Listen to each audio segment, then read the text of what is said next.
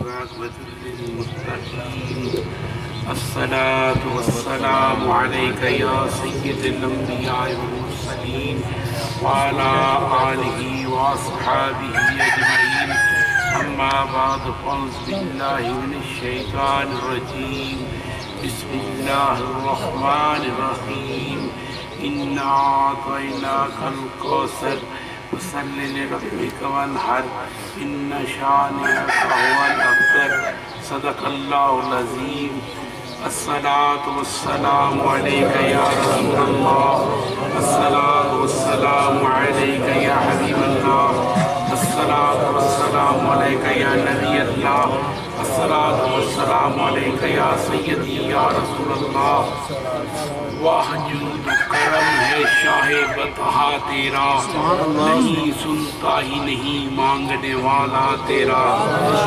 دوستان گرامی، قرآن مجید فرقان حمید میرے آقا کریم سید کونین مدنی تاجدار سرکار مدینہ سرور سینہ حضرت محمد مصطفیٰ صلی اللہ علیہ وسلم کی مدحت و تعریف بار بار بیان فرماتا ہے۔ کبھی میرے آقا کے سراپے کا ذکر ہوتا ہے، کبھی میرے آقا کے اوصاف کا تذکرہ کیا جاتا ہے، کبھی میرے کریم آقا کی خواص کا ذکر کیا جاتا ہے، کبھی میرے آقا کے اخلاق حسنہ کا ذکر ہوتا ہے، کبھی میرے آقا کریم سید کونین کے اوصاف حمیدہ بیان کیے جاتے ہیں، کبھی آپ کی اس نورانی صورت و سیرت کا ذکر کیا جاتا ہے۔ اس میں آیت مبارکہ جو میں نے تلاوت کی، رب کریم اپنے محبوب کو فرما رہا ہے کہ میں نے تمہیں خیر کثیر عطا فرمائی۔ دوستان گرامی، رب مالک الکائنات ہے، رب قادر مطلق ہے، مالک الملک ہے۔ رب کائنات چاہے تو کائنات کا سب کچھ کسی کو دے دے، چاہے تو کسی کو مخصوص حصہ عطا فرما دے، چاہے تو اس زمین و زمان کے تمام اختیارات اپنے محبوب کو وصیت فرما دے۔ کیا کوئی روکنے والا ہے؟ نہیں، کیونکہ جو قادر مطلق ہوتا ہے، جو مالک ہوتا ہے، اس کے پاس یہ اختیار ہوتا ہے کہ اس کے پاس جو کچھ بھی ہو وہ جس طرح چاہے اس میں تصرف فرمائے۔ اسی لیے رب کریم نے اپنے محبوب کریم سید کونین کو جب اس کائنات پہ بھیجا، مبعوث فرمایا، تو رب کائنات نے فرمایا اے محبوب، میں نے اپنے کائنات کے خزانوں کی کنجیاں تمہیں عطا فرما دی ہیں، زمین و زمان میں تم جیسے چاہو تصرف فرماؤ۔ بے شک اس دنیا کائنات میں تیرا نام و نشان قائم رہے گا، تیری عزت و رفعت قائم رہے گی، بلکہ بڑھے گی، پھلے گی، پھولے گی۔ کیوں؟ وَرَفَعْنَا لَكَ ذِكْرَكَ، اے محبوب میں نے تیرے ذکر کو تو بلند کر دیا ہے۔ آج اور ہے، آج وادی حجاز تک ہے، کل پوری مشرق وسطیٰ میں پھیلے گا، پرسوں وہ دن آئے گا جب ساؤتھ ایشیا میں جائے گا، اور وقت آتے آتے یہ 7 برائے اعظموں میں پھیلے گا۔ زمین و زمان میں جہاں جہاں بھی کائنات کی مخلوق موجود ہے، جہاں جہاں بھی ذی شعور موجود ہیں، جہاں بھی عقل سلیم رکھنے والے پائے جائیں گے، وہاں پہ تیرے ذکر ہوں گے۔ یہاں تک ہی نہیں بلکہ میں اس کائنات کے چوپایوں کو بھی یہ شعور دے دوں گا کہ جب تیرا ذکر آئے گا وہ ان کو بھی رب کریم عقل سلیم عطا فرما دے گا۔ یہاں تک نہیں، بے جان چیزوں کو بھی قوت عطا کر دوں گا کہ وہ بھی تو اس سے محبت کریں گے، تیرا پیار رکھیں گے۔ کیوں؟ ایسے ہی ہوا میرے آقا مسجد نبوی شریف میں حنانہ کے ساتھ ٹیک لگا کے خطبہ ارشاد فرماتے تھے۔ کچھ عرصے بعد ایک صحابیہ نے ممبر پیش کیا، ممبر پہ بیٹھ کے سرکار خطبہ ارشاد فرمانے لگے، پیچھے سے رونے کی آواز شروع ہو گئی۔ سرکار اٹھے، صحابہ فرماتے ہیں ہم نے دیکھا، ادھر دیکھا ادھر دیکھا، ایسے لگ رہا تھا جیسے کوئی بچہ اپنی ماں سے بچھڑ جائے اور وہ رو رہا ہو۔ اتنے میں سرکار اٹھے، حنانہ پہ اپنا دست مبارک پھیرا، اس کو اپنے قریب کیا۔ حنانہ ایسے بلکنے لگا جیسے ماں سے دور ہونے والا بچہ جب ماں سے ملتا ہے تو ڈسکورے لگا کے اپنی شکایت لگاتا ہے اور اپنے آنسوؤں کو اور اپنے رونے کو روکنے کی کوشش کرتا ہے۔ یہ کیا تھا؟ حنانہ کا خشکتنا تھا، لیکن اس کو میرے آقا کی مائیت حاصل ہو گئی، نبی کا قرب۔ اگر کسی خشک کھجور کے تنے کو بھی مل گیا تو رب کائنات نے اس کو زبان بھی دے دی، اس کو شعور بھی دے دیا، اس کو عقل بھی دے دی۔ یہاں تک نہیں، مدینے میں رہنے والے جانوروں کو بھی رب کریم نے یہ شعور دیا تھا کہ وہ میرے آقا کا احترام فرماتے تھے۔ یہاں تک ہی نہیں، ایک دن ایک اونٹ باولا ہو گیا، میرے آقا سید کونین کے پاس صحابی آیا، عرض کرنے لگا یا رسول اللہ میرا اونٹ باولا ہو گیا ہے، میں نے اس کو حویلی میں بند کر دیا ہے۔ سرکار اس کے ساتھ چل دیے، دروازے کے سامنے کھڑے ہوئے، سرکار نے فرمایا دروازہ کھول دو۔ صحابہ نے کہا یا رسول اللہ اس کو شعور نہیں ہے، وہ تو ہر چیز کو مارنے کے لیے بھاگتا ہے۔ میرے آقا نے فرمایا کھول دو، دروازہ کھول دیا گیا، وہ اونٹ آیا، اس نے اپنا سر آپ کے قدموں میں رکھا۔ یہ کیا تھا؟ یہ کیا تھا؟ میرے آقا کا کمال تھا کہ میرے آقا کریم سید کونین کے پاس باولے بھی عقل رکھنا شروع کر دیتے تھے۔ آج کے ان باولوں کا کیا کرو گے جو میرے آقا کے مقام سے ناواقف ہیں، میرے آقا کی عزت سے ناواقف ہیں، میرے آقا کی شعور سے ناواقف ہیں؟ میں سمجھتا ہوں وہ حیوانات سے بھی بدتر ہیں، وہ زیادہ برے ہیں۔ ان میں رب کائنات نے جن میں یہ شعور نہیں پیدا کیا کہ وہ میرے آقا کی عزت کریں۔ کیوں؟ میرے آقا کریم سید کونین کی عزت نہ صرف درندوں نے کی بلکہ کائنات کی ہر چیز نے میرے آقا کریم سید کونین مدنی تاجدار کا حکم مانا اور آپ کی عطاؤں سے فیضیاب ہوئے۔ میرے آقا مدنی تاجدار کا ایک غلام ایک دن جا رہا تھا، رستے میں شیر تھا، وہ اس نے رستہ نہیں روکا، وہ رکا اور کہنے لگا یا ابی الحارثنا غلام محمد رسول اللہ، اے خوف کے باپ میں تو محمد عربی کا غلام ہوں۔ شیر نے دم دبائی، رستہ چھوڑا اور ایک طرف ہو گیا، کیونکہ جو محمد کا غلام ہوتا ہے کائنات کی ہر چیز اس کی عزت و احترام کرتی ہے۔ ساتھ میں نبی وقاص دریا کے کنارے پہ تھے، گھوڑے کو ایڑ لگائی ہوئی تھی، دشمن کی فوج کشتیوں پہ تر کے پار جا رہی تھی۔ سعد کہنے لگا کہ تو محمد عربی کا غلام ہے، اپنی سوچ میں گم ہو کے کہنے لگا تیرا راستہ یہ دریا کے پانی کیوں روکے؟ نہیں ممکن۔ اور اس نے درود پاک پڑھا، گھوڑے کو ایڑ لگا دی، اس نے کہا پیچھے پیچھے آ جاؤ، دریا میں گھوڑا ڈال دیا، گھوڑا دریا کی لہروں کے اوپر سے گزرتا چلا گیا، اس کے سنبوں سے وہاں سے بھی دھول اڑتی چلی گئی۔ ایک ساتھ کا گھوڑا نہیں بلکہ ایک لشکر جرار نے دریا کی لہروں کے اوپر سے دریا کو کراس کیا، کوئی ڈوبا نہیں، کسی کو غوطہ نہیں آیا، کسی گھوڑے کا سم پانی میں نہیں گیا۔ جب پار چلے گئے سعد نے اپنے گھوڑے کو روکا اور کہا کہ کسی کی کوئی چیز رہ گئی ہو تو مجھے بتلا دو۔ ایک سپاہی نے کہا میرا لکڑ کا پیالہ تھا وہ دریا میں بہہ گیا ہے۔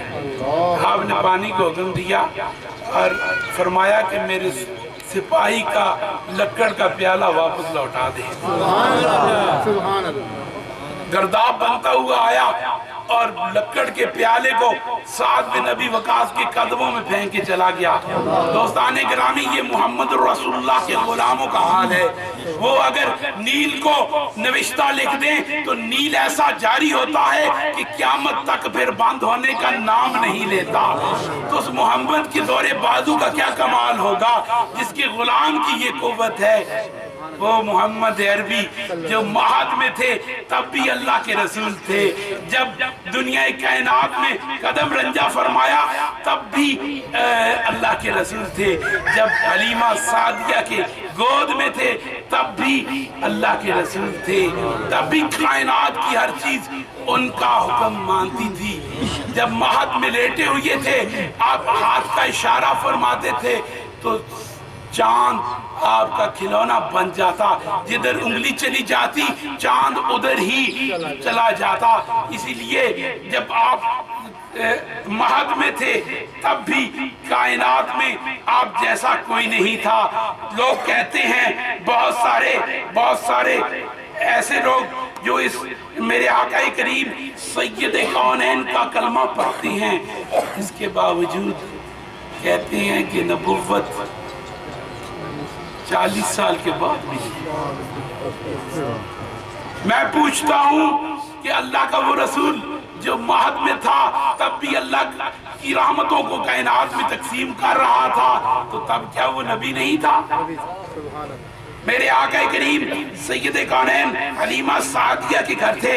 حلیمہ سعدیہ کی ایک بیٹی حضرت کریم کے میرے آقا سید کونین سے ذرا بڑی تھی۔ ایک دن وہ کہتی ہیں کہ میں چچا کے گھر گئی تو دیکھتی ہیں کہ ان کے اونٹ بیمار ہیں، وہ بڑے مغموم ہو کے بیٹھے ہوئی ہیں۔ ان سے پوچھتی ہیں چچا کس چیز نے آپ کو پریشان کر دیا؟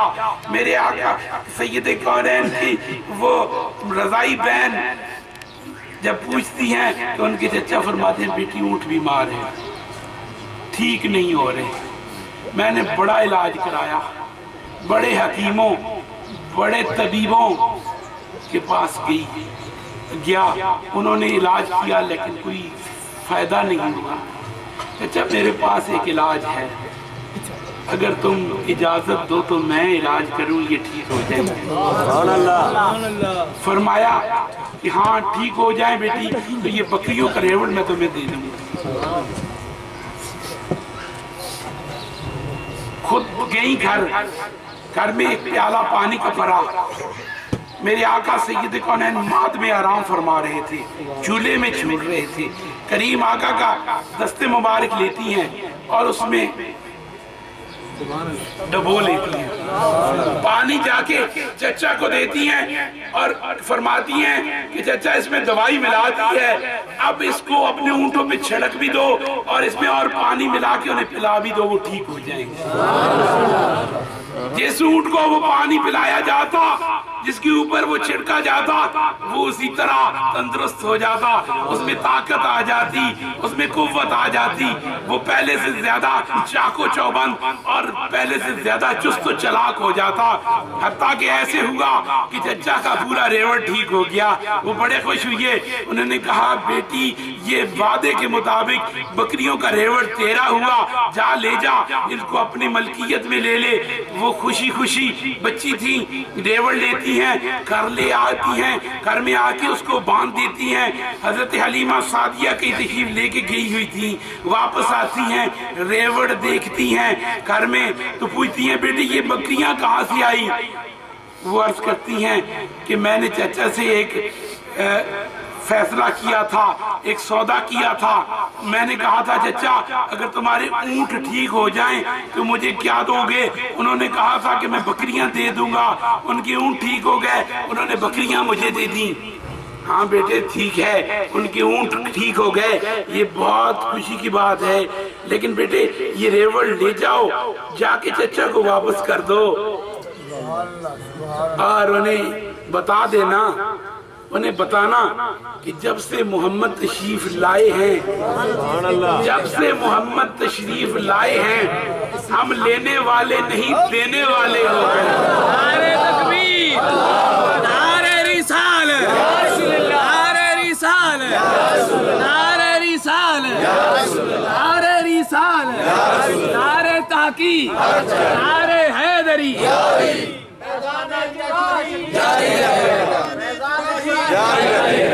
جو کریم آقا اگر مہد میں ہو تو تب بھی فیض بانٹ رہا تھا، اگر مکہ سے ہجرت کر کے مدینہ جا رہا ہو، ام معبد کی کمزور اور نحیف بکری جو کئی دن سے نحیف ہو، چارہ بھی کھانے کی سکت نہ رکھتی ہو، اس محمد عربی کا دست مبارک اس کے اوپر پھر جائے تو وہ اتنا دودھ دیتی ہے کہ ام معبد کے پورے گھر کے برتن بھر جائیں، تمام لوگ سیر ہو کے پی لیں، اس کا دودھ ختم نہ ہو، حتیٰ کہ یہاں تک کہ وہ دور بھی گزر جائے، میرے آقا کا مدینہ طیبہ کا دور بھی گزر جائے، صدیق اکبر رضی اللہ تعالیٰ عنہ کا دور بھی گزر جائے، حضرت عمر فاروق کا دور آ گیا، قحط پڑ گیا، تمام دودھ دینے والی جانوروں نے دودھ دینا چھوڑ دیا، اتنا قحط تھا، راوی لکھتا ہے اس وقت بھی وہ بکری جس پہ میرے آقا سید کونین نے دستے شفقت پھیرا تھا، ید اللہ والا ہاتھ پھیرا تھا، وہ بکری اسی طرح دودھ دیتی تھی جس طرح پہلے دن دے رہی تھی۔ یہ میرے آقا سید کونین کی عطا ہے۔ آپ فرماتے ہیں کہ میرا رب مجھے عطا کرتا ہے، میں کائنات پہ بانٹتا ہوں۔ میرے آقا سے اگر کوئی عقل مانگے، شعور مانگے، یاد مانگے، وہ ابو ہریرہ ہو تو سرکار ایک چادر میں ڈال کے دے دیتے ہیں، اگر کوئی عدل کا علم مانگے وہ علی ہو سینے سے لگا کے دے دیتے ہیں، اگر کوئی دنیا کائنات کی کوئی چیز بھی مانگے میرے آقا سید کونین جس طرح چاہیں، جس حال میں چاہیں، جس طرح چاہیں عطا کر دیں۔ کوئی صلبہ ہو وہ دنیا کا رزق چاہے میرے آقا چاہیں ایک دعا میں عطا کر دیں، میرے آقا کریم جس سے جو چاہیں عطا کر دیں، کسی کو چاہیں دنیا کی دولتیں عطا کر دیں، کسی کو چاہیں عقبہ کے مقامات و مراتب عطا فرما دیں۔ یہ تو ان کی بات ہے جو میرے آقا سید کونین کے قرب میں آ گئے، جنہیں میرے کریم آقا نے نوازا۔ اب بتاؤ میرے آقا کی دشمنوں کا احوال، رب فرماتا ہے بے شک تمہارا دشمن ابتر رہے گا، بدحال رہے گا، خوار رہے گا، ذلیل رہے گا، وہ ابو جال ہو تب بھی ذلیل ہے، ابو لاب ہو تب بھی ذلیل ہے، مسلمہ کذاب ہو تب بھی ذلیل ہے، غلام احمد قادیانی ہو تب بھی ذلیل ہے، سلیمان رشدی ہو تب بھی ذلیل ہے۔ آج یورپ میں میرے آقا کی تذیق کرنے والا کوئی عیسائی پادری ہو تب بھی ذلیل ہے، اس کا نوشتہ تقدیر بن چکا ہے۔ رب کریم نے یونیورسل ٹروتھ بنا دی ہے، صداقت عامہ بنا دی ہے ہمیشہ کے لیے کہ جب تک کائنات رہے گی میرے آقا سے دشمنی رکھنے والا دنیا میں ذلیل و خوار ہوتا چلا جائے گا، وہ مشرق میں ہو، مغرب میں ہو، شمال میں ہو، جنوب میں ہو، اس کائنات کی کسی بھی خطہ میں موجود ہو، کسی بھی زبان کو بولنے والا ہو، کسی بھی عقل و شعور والا ہو، وہ چاہے انگلش بولے، چاہے عربی بولے، چاہے ہسپانوی زبان بولے، چاہے سنسکرت بولے، چاہے ہندی بولے، چاہے اردو بولے، لیکن جس نے محمد عربی سے عناد رکھا وہ کائنات میں ہمیشہ کے لیے ذلیل ہو گیا، زندہ دردور ہو گیا، ذلت اس کا مقدر بن گئی۔ یہ کس کی بات ہے؟ یہ میری بات نہیں، کسی دانشور کی بات نہیں، کسی دنیا کی مخلوق کی بات نہیں، کسی کائنات کے فلسفی کی بات نہیں، بلکہ یہ اس قادر مطلق کی بات ہے جو کائنات کا مالک ہے، جس نے کن کہا تھا تو یہ زمین و زمان بن گئے تھے، اس نے اپنے محبوب کے دشمنوں کو چیلنج کر دیا اور فرما دیا کہ قیامت تک آنے والے ادوار میں جو میرے آقا کا غلام بن جائے گا، جو میرے محبوب سے واسطہ رکھ لے گا، میرے آقا کی غلامی اختیار کر رہے گا، وہ صہیب رومی ہو یا بلال حبشی ہو، عزت اس کا مقدر بن جائے گی۔ دنیا میں لوگ اس کا نام عزت کے ساتھ تکریم کے ساتھ لیا کریں گے، وہ کالا کیوں نہ ہو، وہ دنیا میں عام انداز میں جس کو کم تر کیوں نہ ہو، لیکن محمد عربی کے ساتھ جس کا واسطہ جڑ گیا وہ عزتوں والا ہو گیا۔ وہ اگر سیدنا صدیق اکبر ہوں تو سیدنا صدیق اکبر اس مقام پہ پہنچتے ہیں کہ میرے آقا کا قلب نصیب ہوتا ہے اس مرتبے پہ پہنچتے ہیں کہ قیامت تک میرے آقا کی بارگاہ میں جانے والے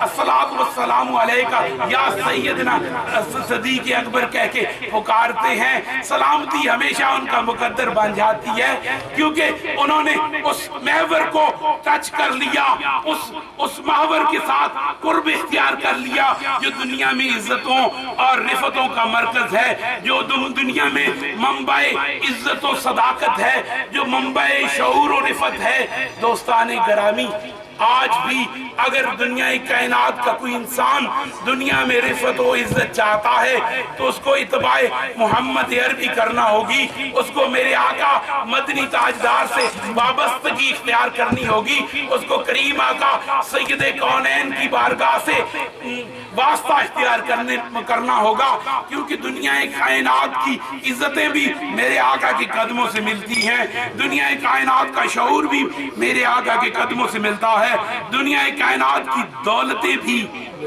میرے آقا کے قدموں سے ملتی ہیں. میرے کریم سے کر کسی نے قطرہ مانگا تو دریا بہا دیے ہیں, دربے بہا دیے ہیں. کوئی مانگنے والا تو آئے, کوئی مانگے تو صحیح, کوئی طلب تو کرے. کسی نے دنیا مانگی, قطادہ آنکھ مانگنے آیا تھا, جنت بھی دے دی, آنکھ بھی دے دی. میرے آقا سید کونین کی بارگاہ میں جو سوالی بن کے آیا, میرے آقا سید کونین نے مالا مال کر دیا.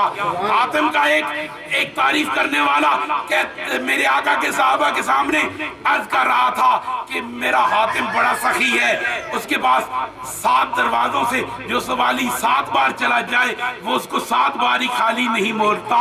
میرے آقا کے صحابی نے کہا میرے محمد عربی کا ایک ہی دروازہ ہے, لیکن جو ایک دفعہ مانگ لے اس کو دوبارہ مانگنے کی حاجت ہی نہیں ہے.